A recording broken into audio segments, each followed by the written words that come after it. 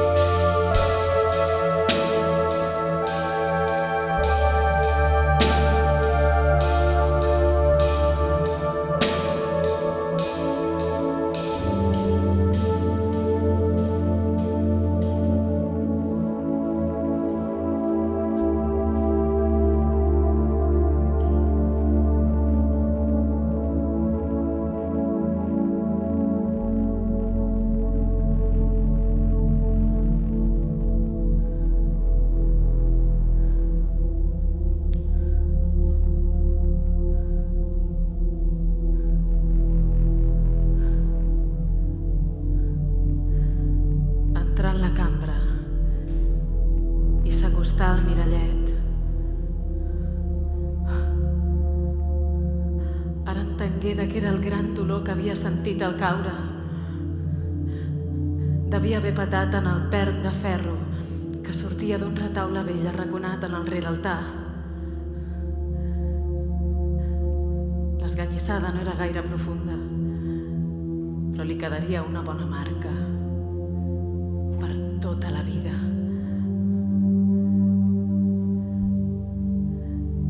Li semblà que tota cosa estada deixa senyal.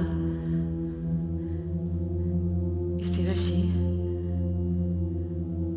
quants n'hi devia haver de senyals que no es veien? A tot arreu.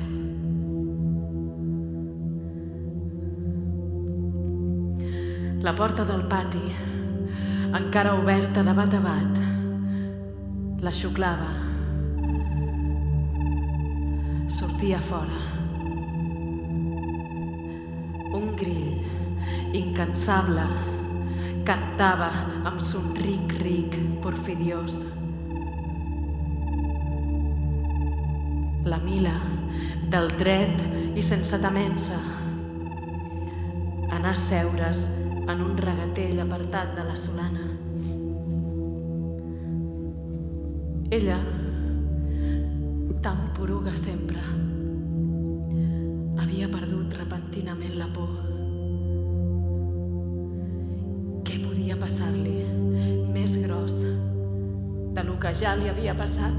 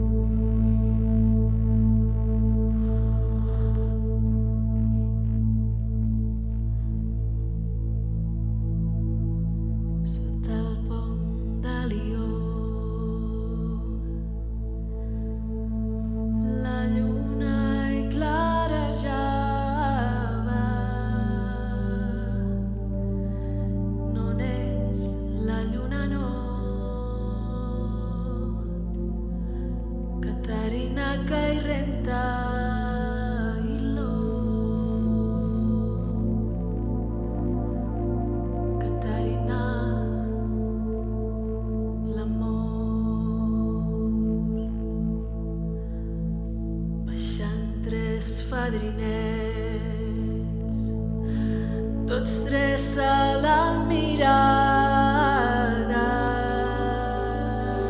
en diu el més grandet: quina noia més guapa, ai-lo, Caterina.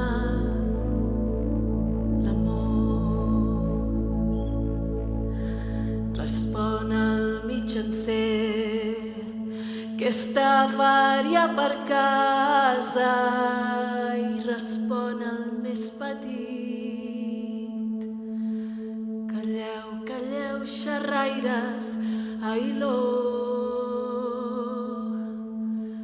Caterina, l'amor. Que si el seu sogre ho sent, seria i castigada. El seu sogre n'era el pont, que tot s'ho escoltava, ai-lo, Caterina, l'amor.